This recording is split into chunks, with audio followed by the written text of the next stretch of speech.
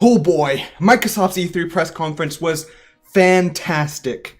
Honestly, I think it'll be difficult for any other company to beat this one this year. They really brought their A game now that Sony is not here at E3 for once. And they went back to back, release after release, new game after new game, or even showcases of old games had cool trailers and things like that. When Phil Spencer came out at the start and said that there would be 60 games to reveal in this press conference, he wasn't kidding. It was so much stuff. So, like I've been doing for the past press conferences, I am going to talk about the different things that they revealed, the quality of the trailers that they did, the quality of the presentation, and give a rating from F to A on how good this E3 conference was. Keep in mind, this is the first time I've ever done this, so I don't have past years to really compare it to, but I'll just be giving my initial thoughts on everything and talking about it. First of all though, I should probably do something about this background. I'm going to see if I can get the green screen to work, so if it does, let's go somewhere fun. Alright, now to get started, they went straight into a trailer. At the very start, straight into a new trailer, The Outer Worlds. Now, this is the game that was already revealed, but this trailer showed a lot more of what the game would be sort of about. It's the new Obsidian game, you know, the creators of, or the developers of several Fallout games. And it looks Fallout-ish, but also space, which is what people expected out of it anyway. It looks really cool though. It looks like a fun adventure, action, open world sort of romp where you're just meeting all sorts of interesting characters and doing fun things and shooting stuff. And they give a release date for it, which was October 25th. Now keep in mind, I don't know if any of these release dates were revealed ahead of time, but I'm going to give any of the release dates they announced here, because I'm guessing if they announced it here, it's something new. So yeah, releasing October 25th, so if you're looking forward to it, there's that. And then they had Ninja Theory come up to announce a new game they've been working on. For those who don't know, Ninja Theory is a studio in the Xbox family, the Microsoft family. And they revealed a new game called Bleeding Edge in a really cool trailer that I liked. It looks to be sort of Microsoft's take on the Overwatch formula, but a different type of game. For example, Overwatch is definitely a shooter primarily. You're shooting things at range, doing all that type of stuff. Bleeding Edge is a hero-based game, a 4v4 hero-based game, but instead of focusing on shooting stuff, it focuses on melee combat for the most part. I think there might still be range stuff. I need to look back in the trailer in particular. I'm sure they'll post it pretty soon. But it is a 4v4 hero-based shooter with... I like the art style. I like the uniqueness of the heroes. They look like people you could tell just from their silhouettes, which is what you really need in this type of thing. But there was a lot more close combat fighting than what I see in Overwatch, so that, I think, will make it unique and stand out in the crowd of these types of games, and I think it's really cool that they're doing that type of thing. And it was a neat looking trailer. No gameplay though. It does look like it's fairly new and being worked on currently though, so it makes sense, but no gameplay shown for this one yet. Then they had a new trailer for another previously shown off game, which was Ori and the Will of the Wisps. As you can tell, they're going just trailer to trailer to trailer, which I really like. They're going really quickly, unlike EA's conference on the other hand. But let's just forget about that one. Ori and the Will of the Wisp looks absolutely beautiful. This one showed off gameplay, for sure. It had lots of cinematic chase sequences, beautiful environments, it showed some of the bosses you'll be fighting and running from and that type of stuff. All I can say is this game is absolutely beautiful, and I still have yet to play the original Ori, but I am planning on it. I own it on Steam, I just haven't had the chance to play it yet. And they gave a release date for Will of the Wisps, which is February 11th, 2020. So still another little over half a year to go, but if you're looking forward to that, I'm sure you're willing to wait to make sure the game is the best quality possible. I have high hopes for this game. Then they had a new trailer for another previously shown off game, but this one was a little bit different than Microsoft's usual stuff. It's Minecraft Dungeons. And people forget about Minecraft Dungeons because people think of Minecraft as just Minecraft. Minecraft Dungeons is like that spin-off that they announced, but people tend to forget. However, they showed off actual gameplay this time, and it looks pretty cool, I have to say. I mean, it's sort of a Diablo-esque dungeon crawler, sort of a roguelike type game where you're... I don't know if roguelike's the correct word to use here. Just a Diablo-esque looter, dungeon crawler type game where you're exploring dungeons. It has 4-player local and online co-op. It's sort of top-down, that type of stuff, or a little bit back. Think of Diablo's camera, that type of thing. And you're exploring dungeons, you're making it past traps, you're beating up monsters, and you're collecting loot along the way. There's some new mobs that weren't shown off originally in Minecraft, along with all the mobs you know in Minecraft, but they're all used in different ways here than they are in the original Minecraft game. And it's coming in spring 2020. which if I recall correctly, this was originally coming out this summer, so it seemed to have been pushed back a bit. I might be off there, but that's what I remember hearing. But that's fine. Hopefully it turns out to be a really good game. In fact, I'm sure it'll be a game that a lot of people prefer even over the main Minecraft game, like for people who aren't into sandbox stuff but still have always been interested in the Minecraft style. This might be the game for them to try that out, see what it's about, and maybe push them towards trying regular Minecraft. I don't know. I'm a little bit nervous that this could release near the time that Hytale releases, and I think one would suck the life out of the other. Probably Hytale sucking the life out of Minecraft Dungeons, let's be real here. But I think it would be successful no matter what, just because it has Minecraft in the name. After that, Phil Spencer himself finally came in to talk about all sorts of things, to give a little introduction, and it was just a short little talk that I liked that it was brief, rather than like the EA stuff where they do an interview for 30 minutes straight about a game. This one was just a few minutes of talking, and every time they had someone come up to talk, it was only a short amount of time before they went to another trailer, which, considering how they had 60 games to show off in about an hour and 36 minutes, it made sense that they went so fast in these talks. Next was a trailer for Star Wars Jedi Fallen Order, which was shown off at EA Play already. However, this one was a different sort of trailer. This one was more cinematic than the one that they showed off at EA Play. EA Play was just raw gameplay, 15 minutes of raw gameplay. This one was a cinematic trailer showing off a different area of the game. It showed off some more exciting moments, climbing on these different moving structures and battles going on. I thought it looked pretty cool, and they gave a release date too, which is this November 15th, 2019. So for those looking forward to it, this will be a Christmas sort of holiday release. So people who really like Star Wars, the kids who really like Star Wars, you can get them this game for Christmas, you know, that type of thing.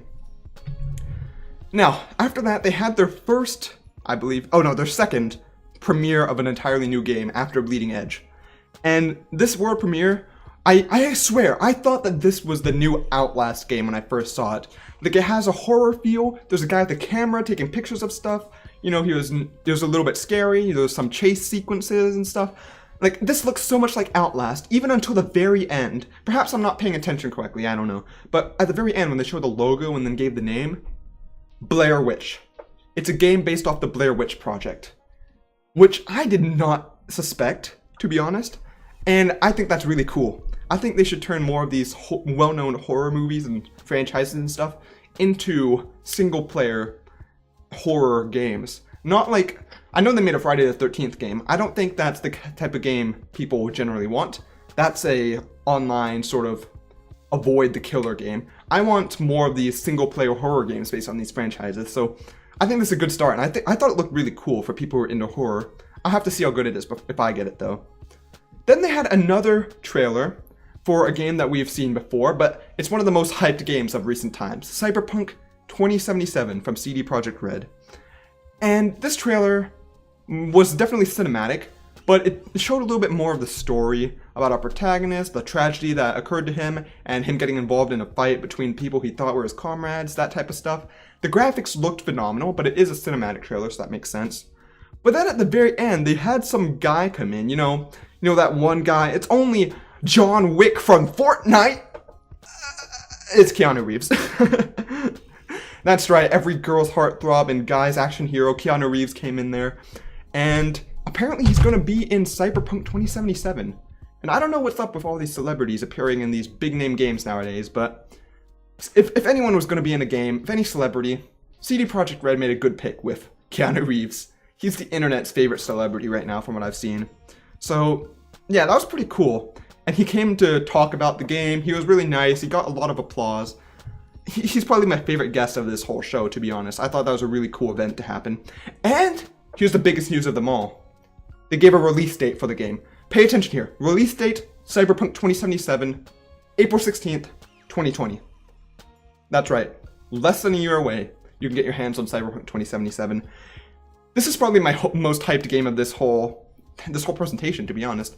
I've been really looking forward to Cyberpunk 2077, and it's releasing in the same month as my birthday, so I could probably get that as a birthday gift, which is really cool, or have someone give it to me as a birthday gift. Okay, so next they had a new game, another world premiere called Spiritfarer, a game coming to Game Pass, Xbox One, and PC. And I don't know exactly what the game is about. It showed some gameplay, but it was mostly cinematic, but it looks like an emotional adventure type game, with a really unique art style. I thought it looked really cool. The art style looked really nice. That deer lady that they showed is going to get Rule 34 like crazy, but you know what? That's fine. And you're basically this kid building a town on a boat with all sorts of friendly villagers coming to join you and that type of stuff. But it looks like there's some emotional moments going on. There's some bad things that happen and some good things that happen.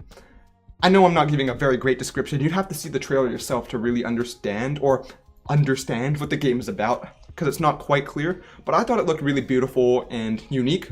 So hopefully it turns out to be a good game. Yeah, that's basically all for that one. That one looked cool though. They had a new trailer after that for Battletoads, which is sort of the reimagining that they revealed a while ago. And the trailer looked cool. It showed gameplay. This had a lot of gameplay in it. And it's the classic Battletoads that you know and love, or hate, depending on who you played it with in the day.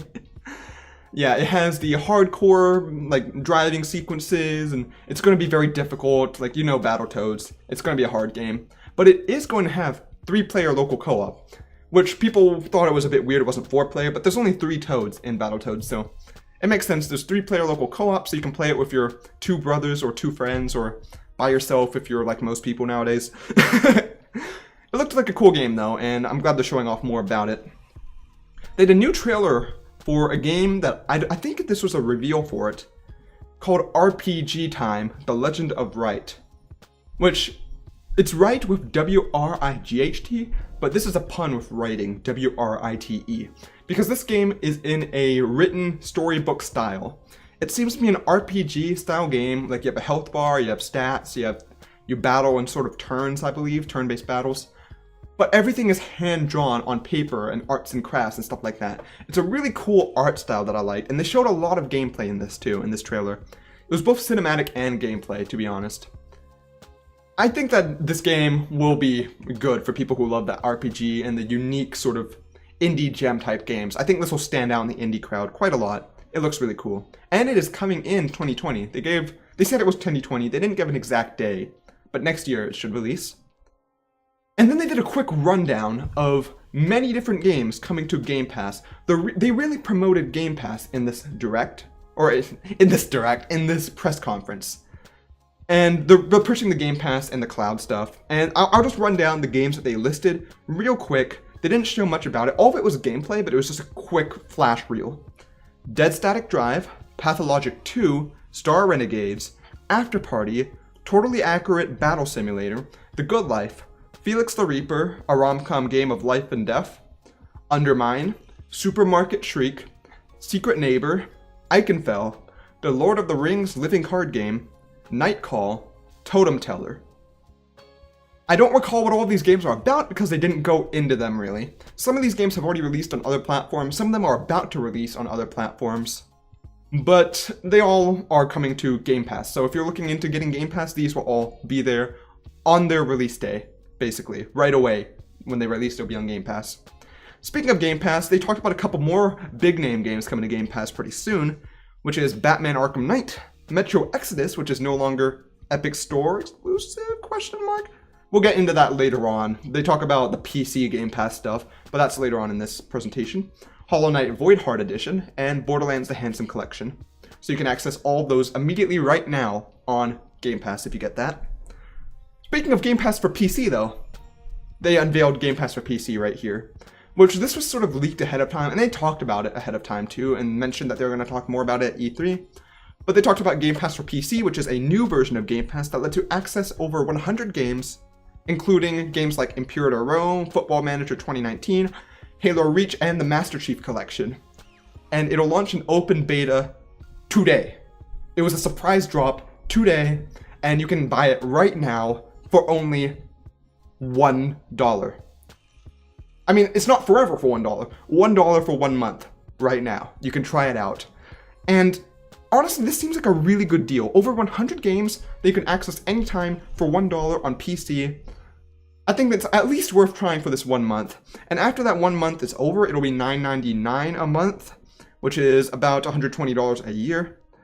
And they talked about some other games that'll be on this Game Pass for PC, including Metro Exodus, Football Manager 2019, I already mentioned this stuff, Forza Horizon 4, Imperator Rome, Gears 5, Halo Reach, Ark Survival Evolved, Prey, Wolfenstein 2, the new Colossus, Rise of the Tomb Raider.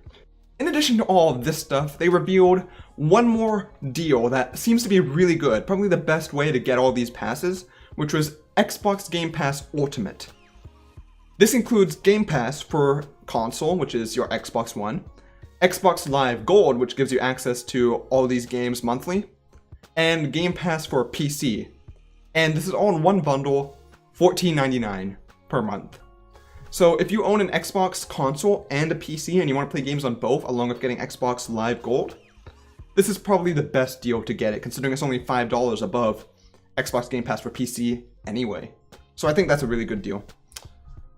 Okay, they had another world premiere after that, which is a game that they haven't released in a while, I believe. It's a game Microsoft is well known for. Yeah, that's right. Microsoft Flight Sim, baby! You can finally fly around in realistic environment. No. Okay, this is not exactly a game people get hyped about generally, but they did another Xbox, or Microsoft Flight Sim, I should say Microsoft Flight Simulator is what it's called. And it's going to release on Game Pass, Xbox One, and PC. And it looks really beautiful. I'll say that. It's one of the best looking games I've ever seen. Like, it's photorealistic. Like, it looks like the real world whenever you're flying around. And they said it was in real-time 4K, uses satellite data and Azure AI to make everything look as photorealistic as possible. So I guess their goal is to make the most realistic flight sim they could possibly make. So for people who are into flight sims, this is the game for you. It looks really cool and a good way to show off your flight stick, I guess. This looks like the best use of a flight stick, to be honest. It looks really nice. Then they had a new trailer for a game that will release with Game Pass once the game launches, and that is Age of Empires 2 Definitive Edition. They're bringing it back, they're remaking it, they're making it with updated graphics, not like modern day, like 4K graphics or anything like that, but it looks way better than it used to look, and it is coming this fall for people who are really looking forward to it. So if you like strategy games, I hear this one is really good. And then speaking of strategy type games, they had a new trailer for Wasteland 3, which is coming to Xbox Store and Game Pass at launch. And Wasteland 3, for those who don't know, Wasteland 2 was originally a spiritual successor to Fallout 2. So it was sort of a strategy game in that style, like the post-apocalyptic style. Wasteland 3 seems to take that, and the trailer was pretty silly and funny. It was mostly cinematic, but there was gameplay in there too, I believe. But it looked like a sort of Fallout style, but even sillier than Fallout, sort of game, strategy game. And it was a fun trailer, I really liked it. So if you like the top-down sort of strategy, original Fallout style of games, that's the game for you. After that, a guy named Matt Booty appears, which caused me to chuckle, I must say, and my friends, because we were watching it together. Not to make fun of people for their names, but it's a funny name. And he came to announce that another studio is joining the Xbox family, which is a pretty big announcement, because this is a pretty well-known studio. Double Fine Productions. Yes, the developers of games like Psychonauts, Double Fine Productions, are now under the Microsoft umbrella, and Tim Schafer came on to talk about games, and by games I mean in particular Psychonauts 2.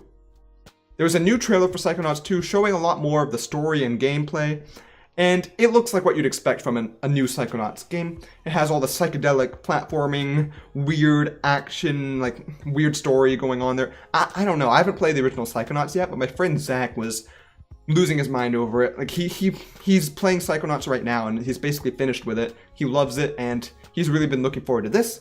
So based on that, I can infer that this game looks good. It looks like what Psychonauts fans are hoping for. And hopefully with Microsoft's funding, they can produce a lot more games. Double Fine can. After that, there's a world premiere of LEGO Star Wars The Skywalker Saga, which is a new LEGO Star Wars game that kind of encompasses all of the movies. All 9 movies are within the Skywalker Saga.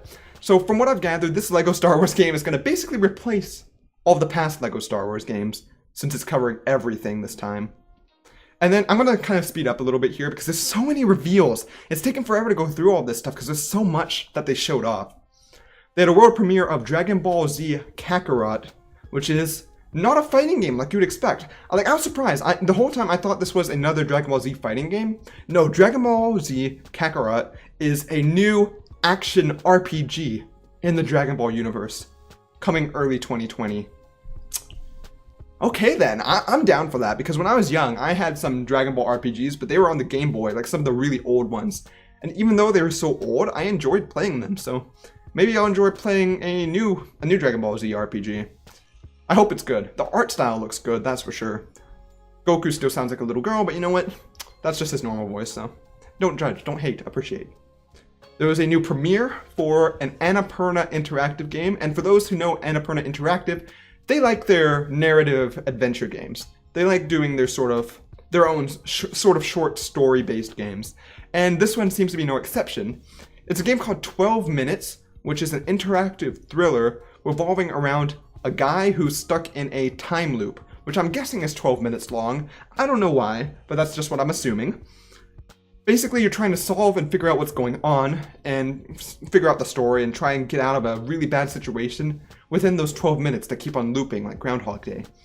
And considering how I'm watching Steins Gate, the anime right now, which has a similar thing, this is actually really interesting me. So hopefully, I'm hoping it's good. If it's good, I'll definitely get it and try it out. Maybe I'll record it, I don't know. There's a cinematic trailer for a game called Way to the Woods, which is a game by Anthony Tan, if you've heard of him. I'm not quite sure what other games he's made. But it's coming to Xbox Store and Xbox Game Pass, and it's a story-based game from what I've gathered. They didn't say anything about it, it was just a trailer. And mostly an atmospheric trailer, showing these two deer, like it looks like one mother, one fawn, kind of going on an adventure, going on a journey. And it looks like they'll be going through many different environments. There's some things hunting them, there's some negative things going on there, but also some really beautiful areas. It looks like a really pretty game, and I've been noticing quite a few of those lately, which I'm down for. I like these games with their unique art style, that try something new rather than just realistic graphics, you know. So that's an atmospheric adventure game for those who like that type of stuff, including myself.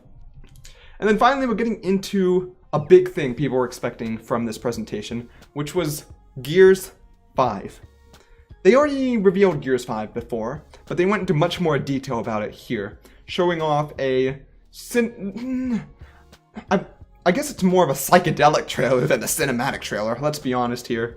It was a really weird trailer that they showed off for this one. No gameplay in the first trailer that they showed.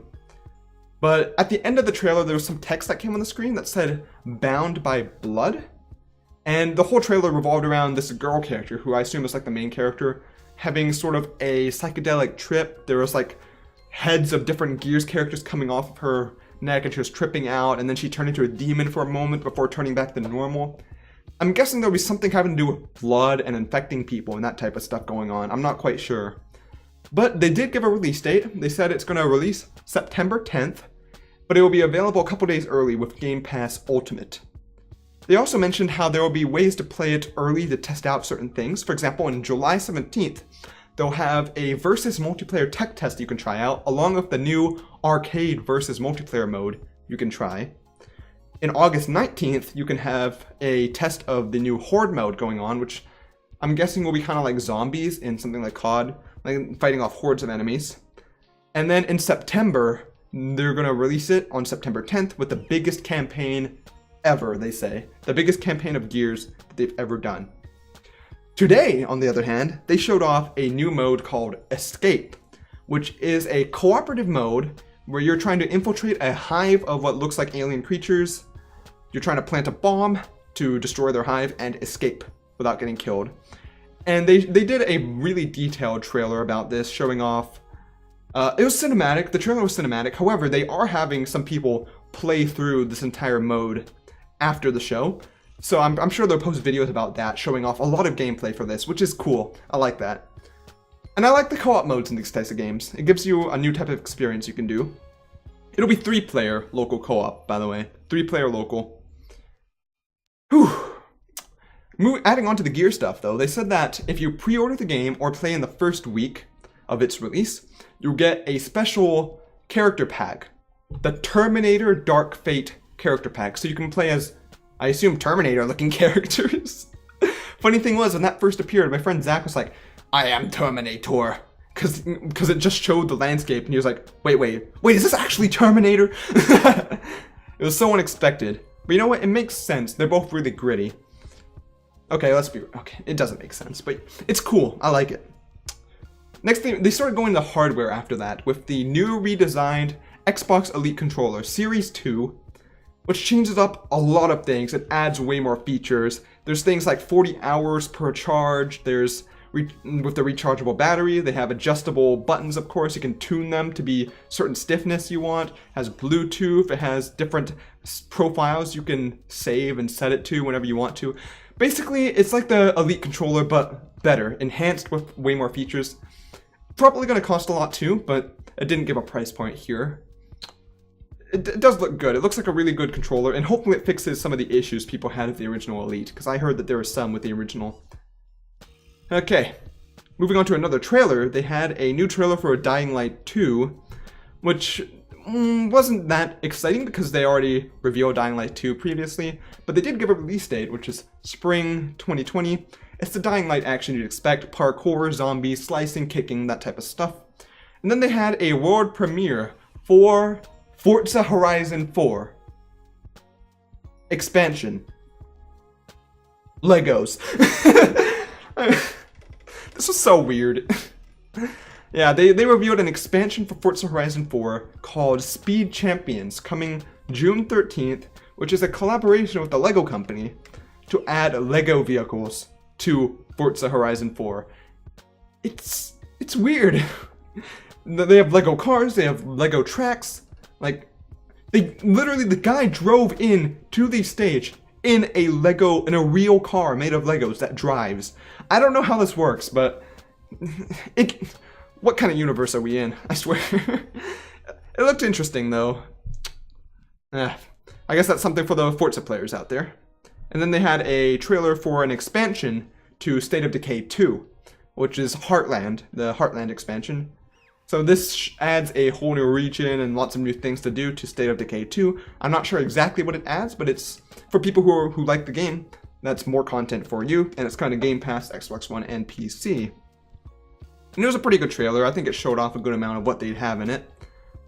I kind of skipped over this by accident, but they had a presentation of Gears Pop, which there's a reason why I accidentally skipped over this. It's the mobile game they revealed at E3 last year, which is the spin-off Gears of War game for mobile. It had a little comedic trailer, showed off some gameplay. It was very brief though, so I like that they just talked about it real quick in a trailer, moved on. They didn't even mention anything about it in an interview or anything like that. They just showed the trailer and move on, which I liked. And next they had a world premiere from Sega, showcasing a really big game, especially in Japan. In fact, it's one of the biggest games in Japan ever. Phantasy Star Online 2, coming to the West. For the first time, this Japanese exclusive game, a really huge MMO game in Japan, is coming to the West for Westerners to enjoy, and it'll have crossplay, it'll have all the content, all the bosses and battles, and be completely free to play. So it'll come in spring 2020, and I might try it out. I don't know. It looked pretty cool. The trailer was nice. It showed off enough about the game, and we already know what the game's about anyway. It's been out for a while in Japan, so yeah, pretty nice. The next world premiere is a game by Smilegate called Crossfire X, which, from what I gathered, seemed to be a sort of military sim game, where it was a very cinematic sort of trailer where they were... sorry, I kicked my desk. Ow. This was a pretty cool looking military game. There's lots of action going on. There was buildings exploding. There was guys swimming and trying to make it to the surface without drowning. Lots of army men going on. The graphics looked really cool, even though this was pretty much cinematic. But I assume the real game will look fairly realistic. Try and have some really good graphics. Overall, I think this is a game to keep an eye on, at the very least. It looks like this will be a limited time or timed exclusive for the Xbox One, because it said Xbox One 2020 first to console. So Xbox One will be the first console it releases on, but then it will come to other things later on, I guess. But yeah, it's one to keep your eyes on, especially if you're into those types of military sim FPS games, you know. Then another world premiere, they're doing a lot of these, of a Bandai Namco game called Tales of Arise, which is the new game in the Tales of series, JRPG, coming to the Xbox Store in 2020. And they didn't reveal much about the story. It was a cinematic trailer. It looked cool. We saw sort of some of the character designs going on there, some of the battles that might happen. but nothing too much. It was more of a tease of the game. And if you're already playing the Tales of games, then you're probably going to get this game anyway. They showed off Borderlands 3 some more next in another trailer. Nothing that much new in this trailer. It showed off the heroes again. It was cinematic again. Just, you know, they only gave the release date on September 13th, 2019, which is fairly soon, actually. Only a couple months, so look forward to that in about 3 months. That'll be a whole lot of fun, I'm sure. And they also revealed that the Handsome Collection is available now in Game Pass, which we already knew that. But they also revealed a new expansion to Borderlands, the series. Not Borderlands 3, Borderlands, the Handsome Collection. So if you own the Handsome Collection, there will be a new expansion called Commander Lilith and the Fight for the Sanctuary, which will lead in to Borderlands 3. It's basically leading the story into it, and it's completely free now if you have the Handsome Collection, which I just got recently when it went on a big sale on Steam. So if you want to play this and lead into Borderlands 3, if you're a Borderlands fan, that's the game to get. And next we have another world premiere. And this one is interesting because I don't know quite what to expect about it. So this is a game from Hidetaka Miyazaki from Software and George R.R. Martin. And people were saying that there was a collaboration between George R.R. Martin and From Software. This was it. It was true. The leaks were true. And they didn't reveal much about the game. Let's be honest here. But I could definitely see R.R. Martin's sort of influence on this game. It's called Elden Ring. That's all we know about it, pretty much. They showed some stuff in a little cinematic trailer. It's being made by From Software and Bandai Namco. And they didn't give a release date or anything, so this is more of something to keep an eye on. It looked pretty cool. Wish there was some more info about it, but for now they just revealed the name. Moving on to the actual Xbox-specific stuff that they've been working on. They talked about Project xCloud, of course, the initiative they've been working on for a long time to have cloud gaming going on, and console streaming that they talked about. They got all the developers connected to xCloud a couple months ago already, they said. But the real big news is the first public hands-on will be here, available at E3. And basically, people will finally be able to give their impressions on Project xCloud, whether or not it's good, how well it works, that type of stuff, and if the future of gaming is in the cloud, you know. And you gotta take down Google Stadia somehow, and Sony and Microsoft might as well do that, you know. I'm sure it'll be better than Stadia anyway. I mean, people already have Xboxes, people already have PCs. No, if people have this, then they won't need to use Stadia. I hope. I don't know. I'm not really excited about Stadia, if you can't tell. They talk about how there'll be 2 ways to use the new platforms. They'll have console streaming to turn your Xbox into a personal streaming box.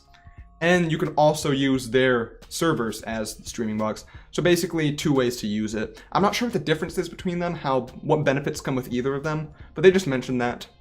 They said that you can play games wherever you go, you decide where to play, that type of stuff. And then after that, they went into the big stuff. The really, really big stuff. Their new console. Xbox's new console. And they didn't give a name to it. I'll go ahead and say that. They didn't give a name, but they talked specifically about stuff that will be in the console. How it's designed and optimized for gaming, of course. They are innovating the processor of the Xbox One X. They're creating the future of gaming. They're trying to combine PC, console, and mobile, and try to work on all of them, since gaming's about all of them. All that type of stuff. All that, you know, talk, pepping everyone up, that type of stuff. The real interesting stuff is when we get into the specific hardware of the new console, which they're just calling Project Scarlet still. They say there will be a custom-designed processor from their partners at AMD using Zen 2 and Navi technology. So needless to say, it'll be a really powerful processor, faster than the previous ones, but they said that this is the biggest generational jump that they've ever had. So it's supposedly going to be much more powerful than their previous consoles, and hopefully not too expensive. Like, if they can get it below the new PlayStation's price by maybe $100 or even $200, that would be a big deal, because they could get a lot of people to get that instead of the PlayStation. And they have a lot of goodwill right now with working with other companies, so this could be their time to turn things around. There will be GDDR6 RAM, the high-tier frame rates, they say. They can get 120 FPS, 8K graphics, next-gen ray tracing. The big thing here is their SSD, though, which they mentioned, which I guess is what everyone is shifting to. Sony pushed their SSD in the new PlayStation a lot, and Xbox is going with an SSD now too, to decrease load time significantly, give a totally new experience, as they say. And their goal is to apply a lot of their processing power back into the game like to loop it around to have the most immersive console ever, they say. I know it's a lot of buzzwords and that type of stuff, so I kind of wish they revealed a bit more info about it, but as of right now, they've officially unveiled that they're working on it, and that it is coming holiday 2020. Next year, the end of next year, which I guess would be either around or a little bit after the new PlayStation release. Don't quote me on that. But yeah, that's a pretty big reveal for this E3. After that, there wasn't much else left to show other than their big game, Halo Infinite. They had a new trailer for Halo Infinite, once again, a cinematic trailer. So, yeah, I kind of wish there was some gameplay here, considering they've been working on it for a while. But it was cinematic, but it was a really cool looking trailer anyway. It showed off the story going on here, and basically, Master Chief has been floating through space for a long time. Some disaster happened, like this random guy, I don't know his name, but he looks like a really important character in this game. He seems to be a guy just stranded on a ship in the middle of space. He's been there for years, he left his family behind. Master Chief kind of crashes into his ship randomly, and he picks up Master Chief and restores him because he was knocked out floating through space for a long time, of course. Turns out that they lost the war, their whole place is destroyed, and things are bad. Master Chief says we have to fight, fades into white, that type of stuff, you know. It's going to be a pretty action-packed game, basically, and I thought it looked like a pretty cool trailer. Wasn't any gameplay, though, disappointingly.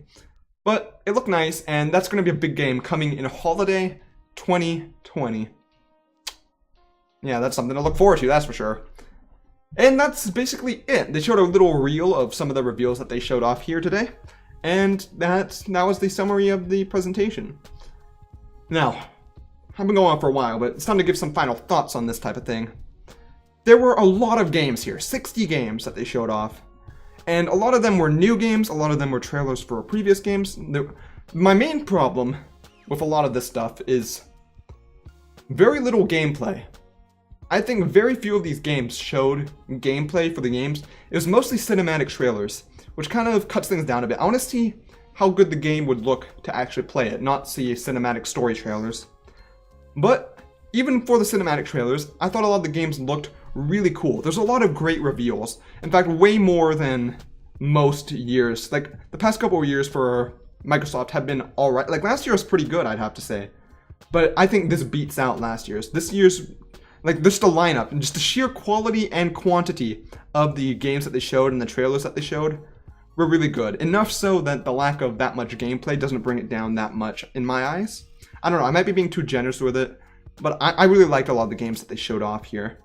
Also, there's like the stuff that Xbox and Microsoft themselves have been working on, like the xCloud that they have ready to try out now, and the new console, which is very, like, it's not often that you get a new console at E3. So even if I wish they revealed more info about it, like, they gave some good stats on the specs and stuff like that, so that was pretty nice. And they're officially talking about working on it, and I assume next year's E3 they'll give the full rundown on it.